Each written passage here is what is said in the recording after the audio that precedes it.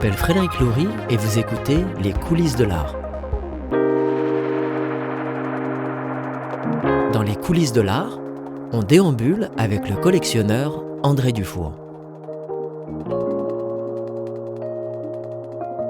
Étudiant en philosophie, devenu avocat, André Dufour est reconnu comme un des plus influents juristes au Canada en droit des affaires.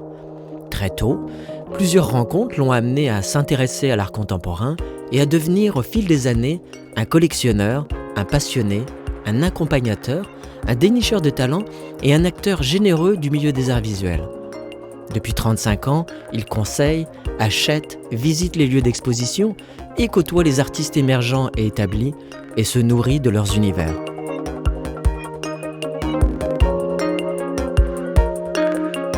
Alors nous allons à la rencontre d'André Dufour, collectionneur et passionné d'art contemporain. Il nous a donné rendez-vous au 9e étage du Mille de la Gauchetière.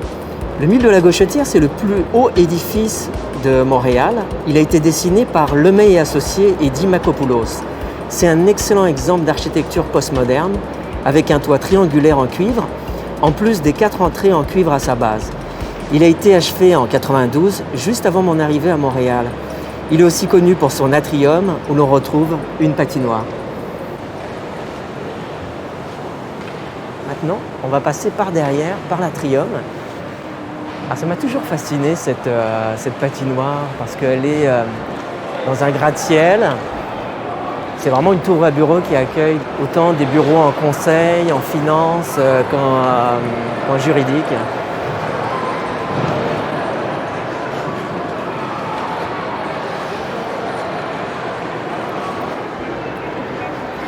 Bonjour, on a rendez-vous avec André Dufour.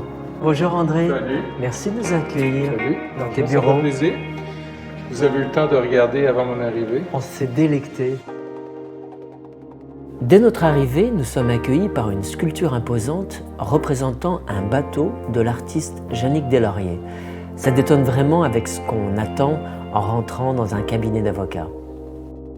Ce bateau-là, il ne fait pas partie de notre collection. J'aimerais bien qu'il fasse partie de la collection. En fait, ce qui est arrivé, c'est que quand elle a fait cette exposition-là chez Armure, il y avait des pièces exceptionnelles. Tu te souviendras peut-être qu'il y avait une voiture, taille réelle. Et quand l'exposition a été démontée, j'ai parlé à Jannick, puis j'ai dit où est-ce qu'elles vont toutes ces œuvres? Elle m'a dit je dois trouver des espaces pour les entreposer. J'ai dit, tu sais, j'ai de la place à mon bureau, si je peux te rendre le service de les entreposer. Fait qu'elle m'a proposé le bateau, puis c'est elle qui est venue l'installer ici, le bateau. Puis ça a été vraiment une expérience parce qu'elle a pris quand même plusieurs heures à installer l'œuvre et elle a pu interagir avec les collègues de bureau puis avec les clients qui venaient ici puis qui se demandaient, ils étaient très interloqués. Ce que je dois dire, par exemple, c'est que c'est une œuvre qui est très polarisante dans le sens où on peut l'adorer comme moi. Puis en plus, elle a un lien, parce que la plupart des œuvres qui est ici, on peut imaginer un lien avec les champs de pratique dans lesquels on œuvre ici au cabinet. Et on a un gros département de droit maritime qui s'occupe effectivement d'événements comme les conteneurs qui peuvent tomber en mer. Récemment, justement, la semaine dernière, il est arrivé un tel incident en Colombie-Britannique qui a fait beaucoup parler parce que ça a été un très gros désastre. Donc, ça évoque un peu un de nos champs de pratique. Par contre, quand on l'a installé, certaines personnes ont dit « Oh, c'est d'un mauvais présage. Est-ce que le bateau BLG est en train de couler? » Alors, puis cette œuvre-là, effectivement, on a eu plusieurs parties de Noël où on se moque de mon affection pour les œuvres d'art. Et celle-là, je dois dire qu'elle polarise beaucoup parce qu'on se moque souvent de cette œuvre-là qui pour moi, qui est très, très forte. Mais pour certaines personnes, ils ont de la difficulté à comprendre l'intérêt d'une œuvre comme celle-là. Mais quand on a une collection corporative, on peut s'attendre à avoir des commentaires négatifs. On ne peut pas plaire à tout le monde. Puis ce qui est important pour moi, c'est de faire preuve d'un peu d'audace. Parce que si en bout de ligne, le critère, c'est de prendre des trucs que personne ne remarque, ça ne présente pas d'intérêt. Il faut trouver un équilibre. Par contre, évidemment, c'est un cabinet d'avocats, donc on ne peut pas avoir des choses qui vont choquer nos clients, mais des trucs qui sortent un peu de l'ordinaire puis qui sont un peu plus audacieux. Moi, je suis tout à fait pour. Puis Cindy Phoenix, quand on a acheté ça, c'était une toute jeune artiste qui n'était pas connue encore. Puis pour moi, j'aime bien aussi faire de la place pour les jeunes artistes dans la collection, comme je le fais à la maison aussi dans notre collection privée. Cindy est une jeune peintre représentée par la galerie Hugues Charbonneau, que nous allons d'ailleurs rencontrer un peu plus tard dans cet épisode. Est-ce que les œuvres là qui sont placées dans l'accueil, d'ailleurs, c'est assez frappant visuellement parce qu'on oscille entre des œuvres 3D, peinture. Ouais. J'ai remarqué évidemment le travail de Benoît Aquin. Ouais. Est-ce que vous faites un roulement ou c'est des œuvres qui deviennent quasi institutionnelles et on les immobilise à un temps donné à l'intérieur des espaces? Les œuvres que vous voyez ici, elles sont ici depuis assez longtemps. Parce qu'en fait, en bout de ligne, contrairement à la collection à la maison où je suis constamment en train de bouger les choses, ici, je pense qu'on a réussi à trouver le bon endroit pour les œuvres assez rapidement. On a joué un petit peu au départ. Mais là, je suis assez satisfait de ce que je vois ici, parce qu'effectivement, on a le berger de Wu Wei ici de Benoît Aquin qui occupe merveilleusement cet espace-là. J'imagine que pour vous, ce sera quand même curieux d'entendre parler d'œuvres sans pouvoir les voir. Par contre, vous allez constater combien elles peuvent susciter toutes sortes de sujets de conversation. En fait, ça illustre aussi l'aspect international de notre pratique. En fait, c'est en Mongolie, un paysage de Mongolie, la désertification. Ça illustre aussi une préoccupation, évidemment, environnementale. On a un groupe de droit de l'environnement ici. Donc, ce sont des choses, effectivement, aussi qui sont il y a des rapprochements à faire avec les préoccupations qu'on a comme organisation. Puis ça parle de ce qu'on est aussi comme organisation. C'est des sujets qui ne sont pas anodins. On a un navire de fret qui est en pleine difficulté en mer. Il y a des migrants. À l'intérieur d'un espace comme celui-là, parce qu'on pourrait imaginer que dans un lieu corporatif comme BLG, on soit davantage, il y a moins de prise de risque quant au contenu, alors que là, on dresse un portrait de société et qui touche beaucoup de sujets sensibles. Oui. Est-ce que ça a toujours été ton intention au départ? Honnêtement, non. Parce que si on regarde l'évolution de la collection, au départ, on a des œuvres qui sont plus neutres, mais tout ce qui a été acheté, je pense, au moins des 6 ou 7 dernières années, il y avait véritablement cette préoccupation-là. Et la collection de BLG, est-ce qu'elle a toujours été initiée, et ce, dès le départ? Même si, évidemment, le style a beaucoup évolué depuis les 2 derniers siècles? Non, à vrai dire, le bureau résulte de plusieurs fusions de cabinets, donc il y avait des approches qui pouvaient varier d'un cabinet à l'autre. Donc, en bout de ligne, on a hérité avec le temps de certaines œuvres. Ici, on a une œuvre de Mélanie Autier, qui est une artiste que j'aime beaucoup. Vous allez voir une belle œuvre de Mélanie dans notre collection privée également. Celle-là est toute petite, mais ça représente bien le travail de Mélanie, où est-ce qu'on voit toutes sortes de superpositions, toutes sortes de profondeurs. C'est une artiste qui est basée à Ottawa.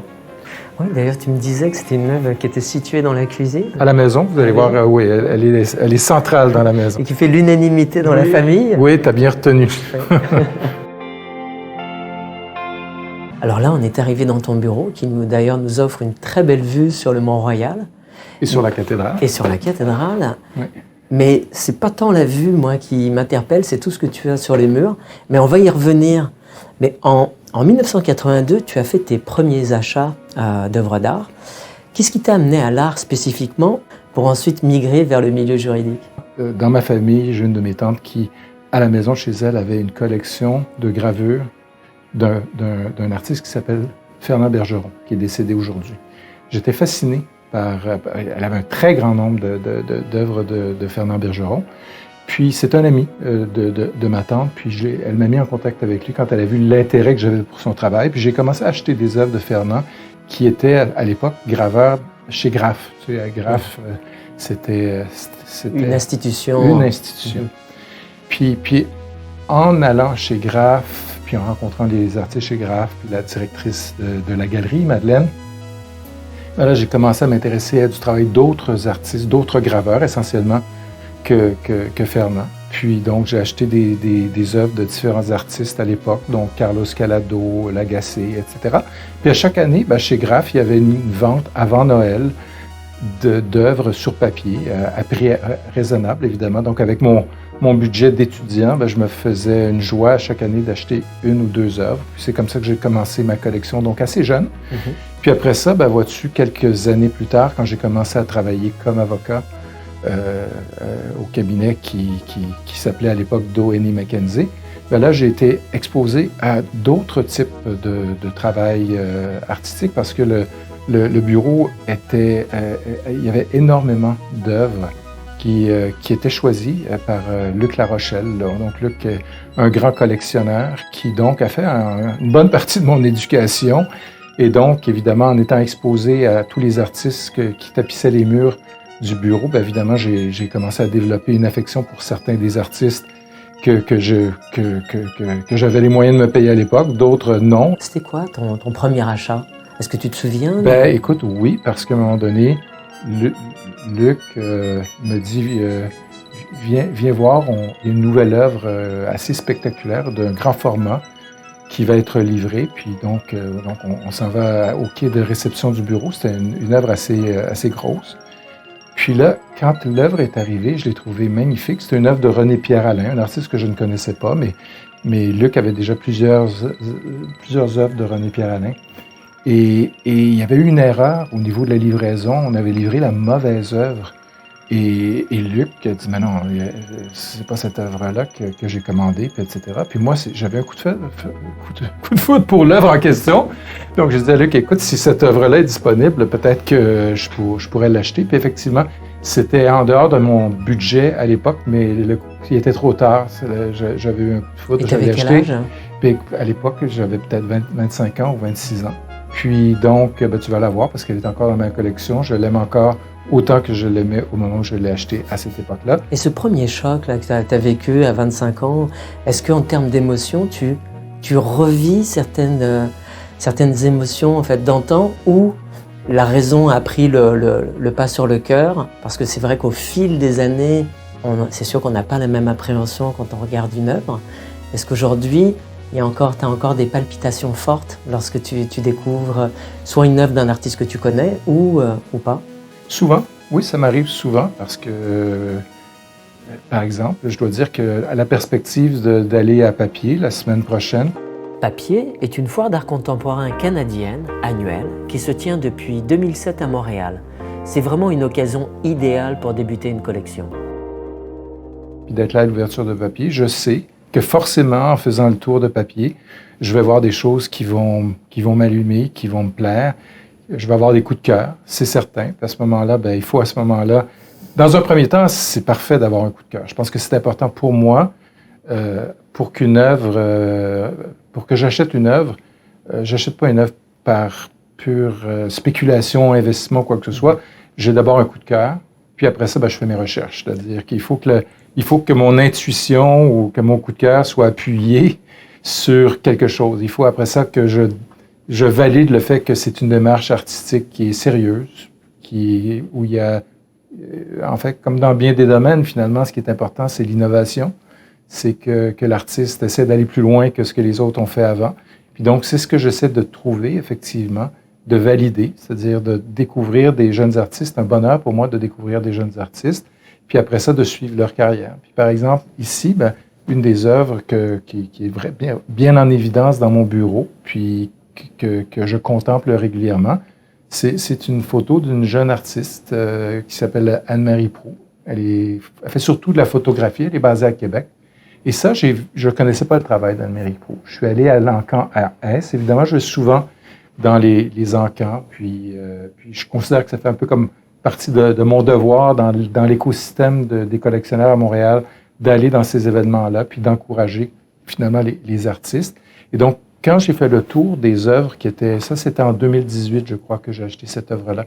Donc, quand j'ai fait le tour de la salle, j'ai reconnu effectivement certains artistes dont j'ai déjà des œuvres dans ma collection, mais j'ai surtout focusé sur des artistes que je ne connaissais pas.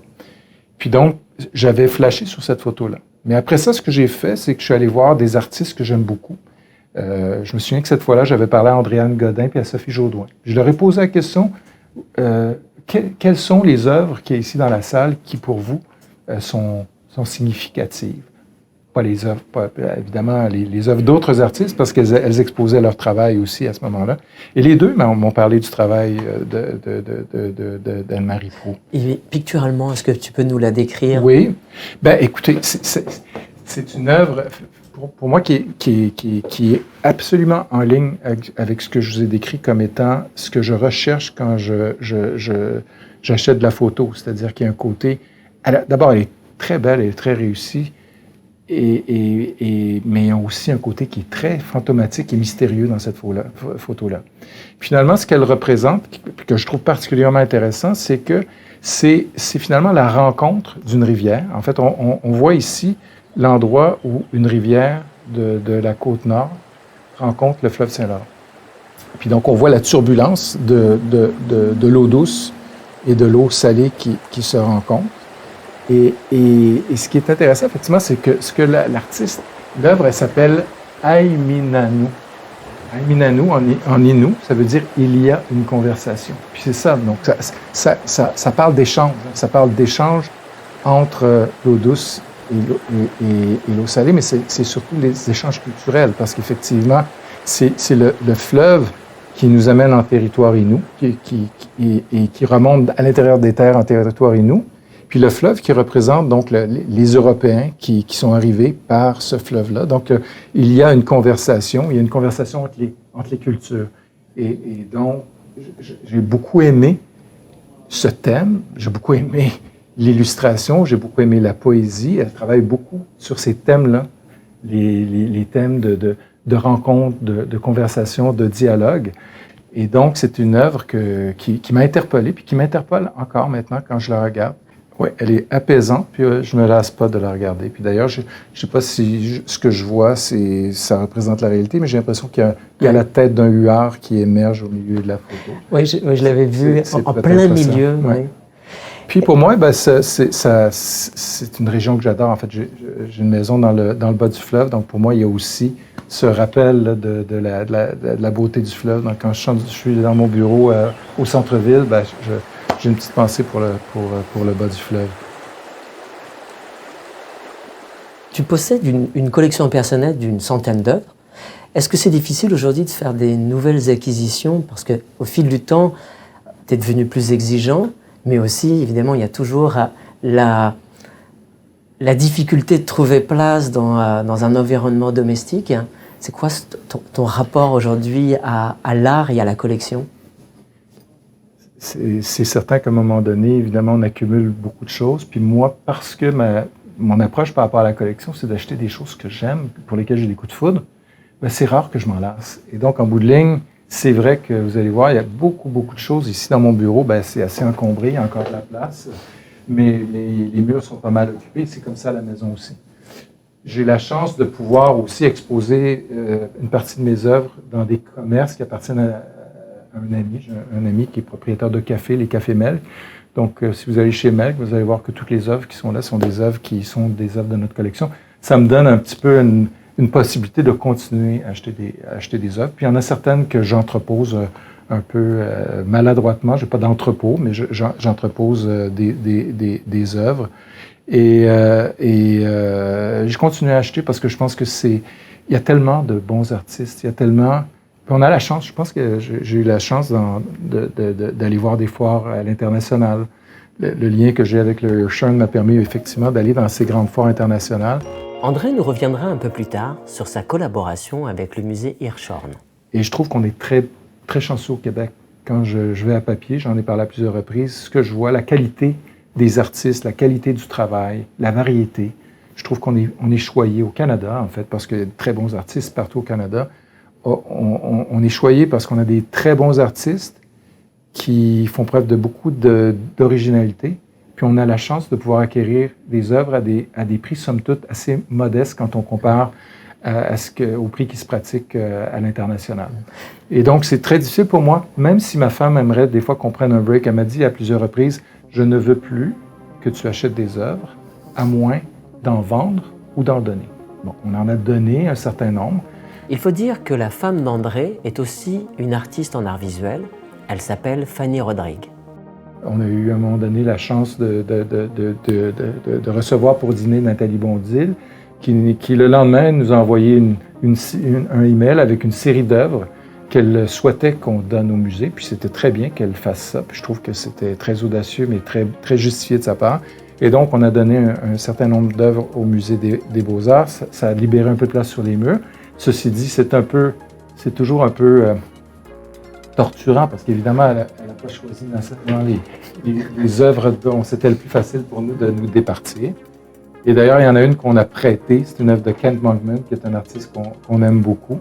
Une œuvre qui est exposée en ce moment dans le pavillon du Tout Monde et qu'on était incapable de donner. Celle-là, on l'a prêtée. Peut-être qu'un jour, on se résignera à la donner. Mais tout ça pour dire que je pense que ça va être ça la voie que je vais privilégier, Fanny aussi va privilégier à l'avenir, c'est-à-dire qu'on ne vend pas les œuvres de notre collection, on va les donner. En parlant du Musée des Beaux-Arts, parce que tu as évoqué Nathalie Bondil, qui a été directrice générale pendant de très nombreuses années, en 2014, tu as été invitée à faire partie du comité d'acquisition. Comment s'est déroulé ton lien avec le musée et qu'est-ce qui t'a amené à en faire partie? Pour moi, on m'a d'abord demandé de m'impliquer au niveau du conseil d'administration de la fondation du musée. C'était ma première implication active au Musée des Beaux-Arts. Puis évidemment, j'ai tout de suite dit oui parce que j'ai beaucoup d'affection. Je trouve qu'on a un musée qui est formidable, un musée encyclopédique, évidemment, parce qu'il couvre tous les types d'art et toutes les époques. Mais je trouve qu'il y a une richesse, une profondeur incroyable dans ce musée. Et donc, c'était vraiment un honneur pour moi qu'on me propose de devenir membre du conseil d'administration. Après ça, quand dans un deuxième temps, on m'a demandé de me joindre au comité d'acquisition, pour moi, là, c'était très excitant. Parce qu'évidemment, ce que ça veut dire, c'est on reconnaît que j'ai quand même une certaine... Je peux contribuer à un comité d'acquisition pour faire des choix éclairés pour le musée, dans un premier temps, mais ça voulait surtout dire que ça pourrait me permettre de m'éduquer encore davantage. Parce qu'évidemment, le travail est d'abord fait par les conservateurs à l'interne qui préparent des rapports pour expliquer pourquoi on devrait soit accepter ce don-là ou acheter cette œuvre-là. Et ce sont des rapports qui sont très détaillés, très bien faits, je dois dire. Et c'est extrêmement stimulant de prendre connaissance de tous ces rapports de recherche avant les comités d'acquisition, où est-ce qu'on a l'occasion à ce moment-là d'échanger sur la pertinence, parce que c'est pas simplement la valeur de l'œuvre comme œuvre artistique, mais c'est aussi la pertinence de l'inclure dans la collection du musée. À quel point on a besoin, par exemple, encore plus d'œuvres d'un tel artiste. Est-ce qu'on n'est pas surreprésenté par rapport au travail de certains artistes? Et donc, ce sont des débats qui sont très intéressants parce que je trouve que la qualité des échanges au niveau du comité d'acquisition, celui dont je fais partie, c'est le comité d'acquisition d'art canadien. Parce qu'il y a aussi un comité d'acquisition d'art international avant 1900, après 1900, puis un comité aussi pour l'art décoratif. Est-ce que tu as déjà regretté un achat? J'ai déjà regretté certains achats, effectivement. Et je vous ai pas montré deux œuvres que nous avons ici dans le bureau, tout près de la réception.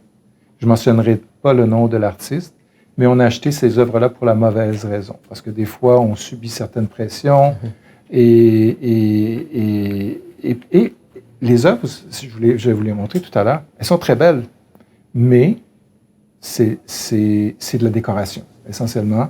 C'est de la décoration. Puis il y a certains artistes, effectivement, qui ont un certain succès, qui réussissent à bien vivre même de la vente de leurs œuvres. Mais pour les bonnes raisons, on ne les retrouve pas dans les collections des musées, on ne les retrouve pas dans les collections, des grandes collections corporatives, Hydro-Québec, Banque nationale, Caisse de dépôt. Il y a une raison pour ça, c'est qu'il n'y a pas d'innovation là-dedans. C'est du déjà vu, c'est à la limite même d'inspiration très directe d'autres artistes. Donc, on peut effectivement se laisser séduire par le travail, par le résultat, mais si on ne fait pas ces recherches correctement, évidemment, on peut pas arriver aux bonnes conclusions. Puis les bonnes conclusions, c'est que si j'achète cette œuvre-là, il n'y aura probablement pas de marché pour ce travail-là dans 5 ans ou 10 ans. Et donc, même si je n'achète pas dans un but spéculatif, quand je dépense l'argent de mes associés pour acheter des œuvres pour le bureau, il faut vraiment que je puisse me convaincre que ces artistes-là peuvent effectivement faire une bonne carrière puis que ça peut prendre de la valeur. Et en parlant de collection, est-ce que la tienne, à titre personnel, on ne parlera pas celle de BLG, parce que là, évidemment, elle a été ponctuée sur de nombreuses années, il y a eu différents intervenants, mais est-ce que ta collection se définit comme un ensemble ou elle n'a pas nécessairement de direction ou d'objectif? Si elle a une direction, je ne la connais pas. Alors, il y a une cohérence parce que je pense qu'évidemment, tout ça, derrière tout ça, il y a la même démarche ou il y a la même rigueur dans la démarche. C'est-à-dire, quelque chose qui m'interpelle ou qui interpelle Fanny.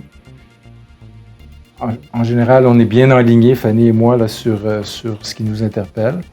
Puis après ça, il y a un travail de recherche, puis toujours de validation de la démarche de l'artiste, de la pertinence du travail de l'artiste. Puis donc, en bout de ligne, il y a beaucoup de choses en commun. Vous allez voir beaucoup de choses en commun entre ce qu'il y a ici et ce qu'il y a à la maison. Évidemment, le fait de siéger sur le comité d'acquisition au Musée des Beaux-Arts, ça m'a fait découvrir le travail de certains artistes que je ne connaissais pas. Puis donc, j'ai commencé aussi à faire des acquisitions d'artistes que j'ai découverts dans le cadre du comité d'acquisition au Musée des Beaux-Arts. Dans ta façon, tu es un passeur d'introduire l'art dans un environnement corporatif, oui. comme celui que tu me fais découvrir à l'instant. Est-ce que ton approche, elle est de guider et d'accompagner tes collaborateurs? Parce que tu me disais précédemment qu'il y a certaines œuvres qui ne font pas l'unanimité. Et donc forcément, il y a un rôle d'éducateur. Est-ce que c'est quelque chose qui se fait très, très intuitivement ou il y a un rôle qui se dessine depuis les dernières années pour amener ces différentes personnes qui te côtoient dans ton monde professionnel pour en apprécier la juste valeur? Ça, je dois dire que tu mets le doigt sur quelque chose qui est devenu, qui ne faisait pas partie de ma démarche au départ. Parce qu'essentiellement, je mettais des choses que je jugeais être des œuvres de grande valeur sur les murs au bureau. Si quelqu'un m'en parlait, tant mieux. Si personne n'en parlait, j'en faisais pas trop de cas. Maintenant, ce que je fais, c'est que c'est un peu plus intrusif. C'est-à-dire qu'évidemment, j'ai plus tendance à vouloir amener mes collègues à assister à des événements, comme la foire papier dont on est commanditaire. Pour moi, je pense que les gens ne réalisent pas à quel point on a une foire de très grande qualité ici. Et donc, quand j'ai le bonheur de convaincre des clients ou des collègues de bureau de venir assister à la foire papier, on organise un cocktail lors de l'inauguration, là, je vois que les yeux s'ouvrent. Certaines personnes m'ont dit « je ne savais pas qu'il y avait des événements comme ça au Québec ». Un de nos bons clients au cabinet l'an dernier, ou non, il y a 2 ans, a fait le tour puis a acheté une œuvre lors de l'inauguration de la foire, puis était très reconnaissant finalement d'avoir découvert effectivement la richesse de la production artistique au Québec, puis d'avoir un endroit où est-ce qu'on pouvait rapidement avoir une bonne idée de ce qui se faisait de mieux au Québec. Tu m'as beaucoup parlé de coup de cœur. On sent oui. Vraiment tu vibres au contact des œuvres, des artistes. Est-ce que dans ta collection, et je sais que ça c'est une question épineuse, est-ce qu'il y a une ou 2 œuvres que tu aimes le plus, avec lesquelles tu pourrais jamais te séparer? À la maison? À la maison? Tu me demandes de choisir entre mes enfants, là. C'est une question qui est très cruelle de ta part. On ne le dira pas aux autres artistes. Je fais souvent l'exercice de me dire parce qu'on tu vas voir, on a beaucoup de place à la maison, puis un jour, on fera le choix là, d'aller dans un pied-à-terre à Montréal pour passer plus de temps à la campagne. Il faudra un jour faire ce choix-là de réduire notre collection à ce qu'on a à la maison à peut-être une dizaine d'œuvres. Et j'ai commencé ce processus-là, mais je dois dire que c'est laborieux parce qu'il y a tellement d'œuvres que j'aime. Puis on ira voir tout à l'heure, puis je te montrerai. C'est très, très, très difficile pour moi. Là. De mémoire, je te dirais que dans la collection à la maison, il y a une œuvre de Mélanie Authier qui fait l'unanimité dans la famille. Donc, quand on a une famille avec 4 enfants comme moi, c'est rare que 6 personnes soient unanimes pour dire « ouais, voilà, une très, très belle œuvre, on l'aime tous ». Cette œuvre de Mélanie Authier, clairement. Une ou 2 œuvres de Raymond April, des photos extraordinaires de Raymond April. Une photo de Benoît Aquin, clairement, qui ferait partie du lot. Une œuvre de Jannick Deslauriers aussi, qui est assez extraordinaire. Une œuvre de Manuel Mathieu, qui est un artiste assez jeune, dont on parle beaucoup maintenant, que j'ai eu la chance de connaître il y a déjà un bon moment. C'est clair que je conserverai mon tableau de Manuel Mathieu.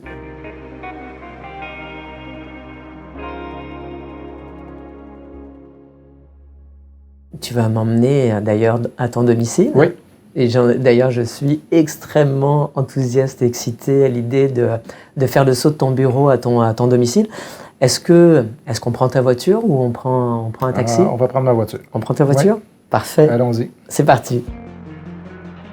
André Dufour m'emmène en voiture à son domicile dans le quartier de Notre-Dame-de-Grâce. Je ferai la rencontre de son chien Soja. Mon regard sera capturé par des œuvres de jeunes artistes, mais également de figures incontournables de l'art contemporain canadien. J'aurai le plaisir de faire la connaissance de sa fille adolescente qui a déjà un intérêt prononcé pour l'art. Ma visite a duré 4 heures et je n'ai pu retranscrire que quelques minutes dans cette émission faute de temps. André a le verbe haut, le regard profond et une approche soignée. Il a la générosité d'un homme de goût et d'esprit. Tu habites dans quel quartier, André? NDG, dans le village Monkland.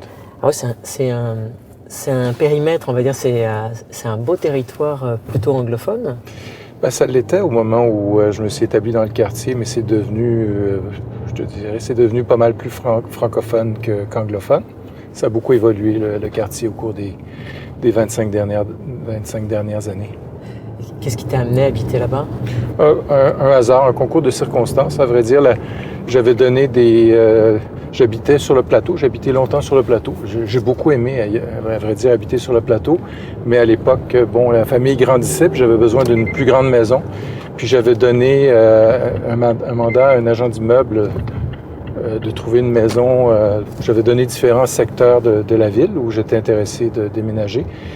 Puis ça me prenait une maison d'une certaine superficie. Puis j'avais déjà rénové de fond en comble une maison sur le plateau. Donc là, je voulais une maison qui était plutôt dans un état où j'avais pas de travaux à faire. Puis finalement, un jour, l'agent m'appelle en me disant « On n'a pas parlé de Notre-Dame-de-Grâce, mais je visite une maison en ce moment qui correspond à la description de ce que vous cherchez, mais qui n'est pas dans un quartier que vous m'aviez donné comme une possibilité. » Puis finalement, je suis allé voir la maison. Je connaissais pas Notre-Dame-de-Grâce.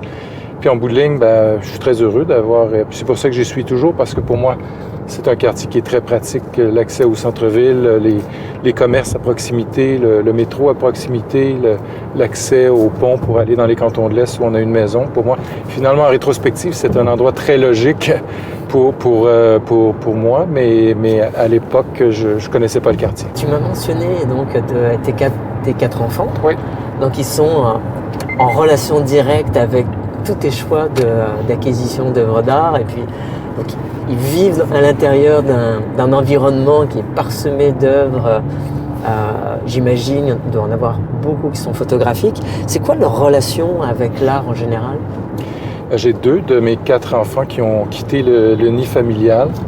Je te dirais que les 2 aînés ont manifestement un intérêt pour les arts visuels.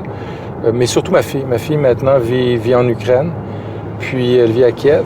Nous avons enregistré l'épisode avant que la guerre éclate en Ukraine et la fille d'André a évidemment quitté la région pour cette raison. Puis elle a développé un intérêt très fort pour les arts visuels. Puis je pense qu'évidemment, c'est le fait d'avoir été exposé pendant toutes ces années à ces œuvres-là, ça a dû contribuer à son intérêt. Donc c'est quelqu'un maintenant avec qui j'étais à Paris avec elle il y a pas longtemps. On est allé visiter la collection Pinault à la Bourse du commerce. Alors ça y est, on est arrivé. Oui. Voilà. C'est la maison de gauche ou la maison de droite? C'est la maison de de gauche. Donc une maison de briques. Oui. Ça, c'est quoi? C'est une construction un peu 1920? En fait, ça date de 1913, je pense, la maison ici. Donc, c'est les maisons qu'on appelle des maisons Lambert, du nom du constructeur à l'époque. Des maisons, tu vas voir, où il y a beaucoup de boiseries. Salut! Salut! Ben oui, t'es content? T'es content, le chien? Oui, ben allô? Bon, on va éclairer ça un peu. Je face directement à l'œuvre de Morija. Morija Kitenge Benza est un artiste multidisciplinaire canadien d'origine congolaise et André possède une superbe photo de l'artiste dans son salon. Est-ce que c'est une œuvre de Morija qui a été exposée récemment à l'EGO? Non, Morija, le travail qui a été exposé à l'EGO, ce sont ces masques, en fait, parce qu'il a fait une série d'icônes, en fait. Puis il appelle ça le Christ de Pantocrator. Et donc, ce sont des images, ce sont des masques africains, mais sur des icônes. Et donc, c'est très intéressant comme travail. Puis ce qu'on pouvait voir à l'EGO le week-end dernier, c'était, je pense, 16 de ses œuvres, dont une qui était acquise par l'EGO, puis les autres qui faisaient partie de l'exposition. Donc, Morija, moi, j'adore cette photo-là de Morija. Elle s'intitule « Authentique ». Authentique numéro 1. Puis j'ai eu l'occasion de la voir en petit format dans le cadre de mon travail pour le musée, là, comme au comité d'acquisition. Cette œuvre-là était acquise pour l'intégrer à l'exposition Picasso. Tu sais, il y a eu une exposition Picasso qui montrait l'influence de l'art africain sur Picasso. Puis donc, l'exposition, je pense qu'elle avait été montée d'abord à Paris, elle est venue à Montréal, et Nathalie Bonzil avait intégré des œuvres d'artistes canadiens. Et donc, cette œuvre-là, ce que j'ai trouvé vraiment intéressant, c'est que quand j'ai vu dans le dossier de recherche en préparation pour le comité d'acquisition la photo de la photo, j'ai tout de suite été interpellé. Puis j'en ai parlé avec Fanny, puis on s'est dit, ben oui, ça c'est vraiment quelque chose d'intéressant. Puis toute la démarche est intéressante. Et donc, quand je l'ai vue en vrai au comité d'acquisition, j'étais à la fois excité et déçu parce que le format était petit. C'était une petite photo. Mm-hmm. Puis après ça, elle a été exposée dans l'exposition Picasso, puis elle était bien intégrée dans l'exposition, puis ça allait, mais moi, j'ai contacté Morija, puis j'ai dit, écoute, je trouve ton travail fantastique. Est-ce que ce serait possible que tu fasses un tirage plus grand de la photo? Puis finalement, il est venu à la maison, j'ai montré d'autres photos qu'on a, comme celle-ci de Raymond April, en lui disant, es-tu capable de faire un format comparable à ça? Puis Morija était sceptique sur le coup. Je ne le connaissais pas, Morija, mais il est vraiment très, très charmant. Et donc, il m'a dit, écoute, je vais voir si c'est possible de faire. Finalement, il est revenu pour me montrer le résultat, puis il était très content du résultat, à juste titre, parce que la photo, là, moi, je la trouve très réussie. Puis depuis ce temps-là, bien, ce tirage-là, c'est devenu 1 de 4. Il a fait un tirage de 4. Puis les autres 3 se sont bien placés. Il y en a une qui est dans la collection là, de Laurent Duvernay-Tardif et Florence Agathe Dubé-Moreau. Puis il y en a une autre, je pense, qui était acquise par un musée. Puis il a fait un authentique numéro 2, qui est la même version, mais en hiver. Mais ce qui est amusant avec cette photo-là, c'est le thème. Parce qu'il n'y a rien d'authentique là-dedans. Ça s'appelle authentique, mais il y a beaucoup d'humour là-dedans.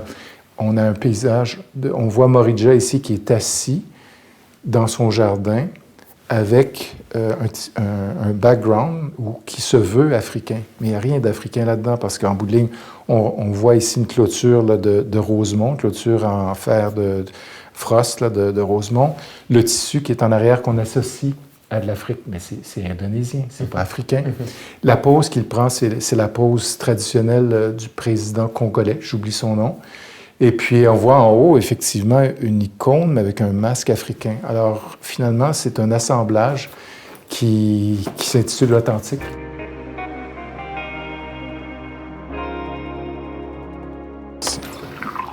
OK, on peut aller s'asseoir au salon pour continuer la discussion. Oui, on peut faire le tour.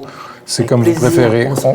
On commence par se faire une petite pause dans le salon. OK, parce que, on fait ça parce qu'il faut finir. Je dirais que dans toutes les pièces, il y a matière à observation. Je pense qu'il n'y a aucun espace pour l'instant qui est dénué d'œuvres. C'est comme ça sur les 3 étages ici. En fait, tu ne te sens jamais seul.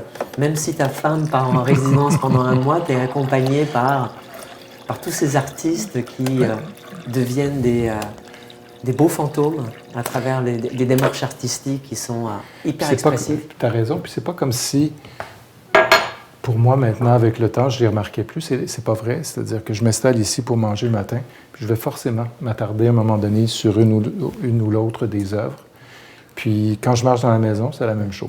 Je les remarque tout le temps. Les œuvres, c'est un bonheur. C'est un grand bonheur pour moi parce que il y a tout un historique. C'est pas juste l'œuvre de l'artiste, mais il y a toute l'histoire de l'acquisition, puis du contexte, puis du temps que j'ai vécu avec ces œuvres-là. Ça, c'est l'œuvre de Mélanie. L'œuvre de Mélanie Authier, on en avait déjà parlé. C'est la fameuse œuvre qui fait l'unanimité chez André et sa famille.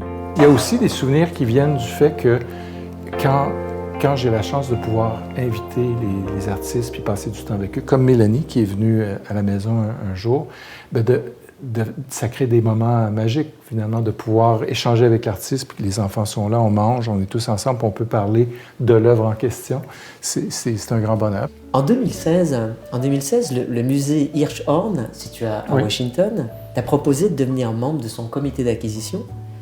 Qu'est-ce que ça a représenté pour toi et qu'est-ce que tu as retenu de cette collaboration avec ce musée d'art contemporain? Ben, pour moi, c'était... D'abord, ça a été un grand honneur là, de recevoir cette proposition-là dès le départ parce que ce que je faisais, ça venait un peu valider le fait que je faisais probablement de l'assez bon travail au Musée à Montréal pour qu'on veuille que je me joigne au comité, au Acquisition Council à Washington. Il y a des liens entre les deux musées. Et puis c'était intéressant pour moi parce que là, je sortais de l'art canadien pour aller vers l'art international. Puis c'est là où j'avais beaucoup à apprendre. Donc pour moi, c'était une occasion. Je le voyais comme une hyper bonne occasion d'apprentissage et c'est ce que ça a été.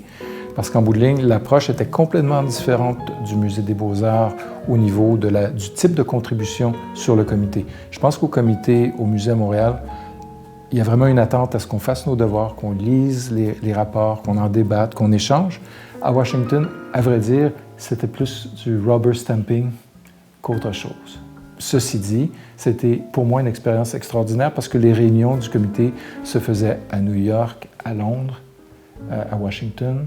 Et donc, souvent, ça coïncidait avec des grandes foires internationales comme Frieze. Et donc, de pouvoir effectivement participer à ces grandes foires-là, mais aussi d'aller visiter des collections privées auxquelles on n'aurait pas accès autrement. Donc, ou de visiter des ateliers d'artistes. J'ai eu la chance d'aller visiter des ateliers d'artistes avec les membres du comité d'acquisition, des expériences que j'aurais jamais vécues autrement, ou aller visiter, entre autres, une des collections que j'ai eu le bonheur de visiter, c'est la collection d'un homme qui s'appelle Ron Lauder, de la famille Estée Lauder. Bien, ce qu'on a pu voir dans son appartement new-yorkais, qui est indescriptible en termes de grandeur, de beauté, de tout ce qu'on peut imaginer, c'est une collection fabuleuse. Donc, ça n'a rien à envier au meilleur musée du monde, puis de se promener dans un appartement privé et de voir des Brancusi, des Chagall, de voir des Picasso, mais toujours des œuvres d'une grande qualité, des Klee, des Klimt. C'est inouï. Donc, c'était un bonheur de faire ça pendant quelques années. Maintenant, c'est un peu compliqué à cause de la distance puis des voyages. Et donc, à un moment donné, j'ai arrêté ma contribution. Mais c'était une très belle expérience, je dois dire. Puis ça m'a ouvert les yeux sur certains artistes que je ne connaissais pas. Puis donc, je continue à m'intéresser à l'art international, même si ce que j'acquiers autour de moi, c'est surtout des artistes canadiens. Mais comme je l'ai déjà dit, on est choyé. Je pense que pour avoir visité des grandes foires à l'international, la qualité de ce qu'on trouve ici, en termes de pratique artistique, c'est remarquable.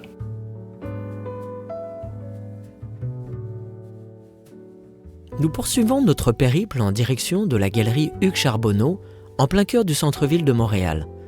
André nous attend là-bas pour nous présenter son complice Hugues, qui a une formation en journalisme, en histoire de l'art et sociologie. Un propriétaire de galerie qui se passionne pour la ville, la société québécoise, la pluralité des genres et des origines. Il se présente comme un petit gars du village, qui pourtant fait commerce avec de nombreux musées canadiens et étrangers, tout en conservant une vision inclusive, pleine d'émotions et sans retenue des beautés de ce monde.